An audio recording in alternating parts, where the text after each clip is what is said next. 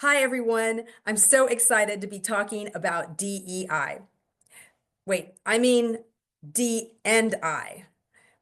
I mean I and D. All of a sudden, the wrong words can land me in a lot of hot water.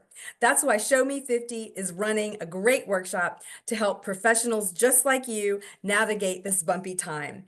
Because the why and the facts matter, in this workshop, I'll be talking about the US presidential executive orders that turned the DEI world upside down.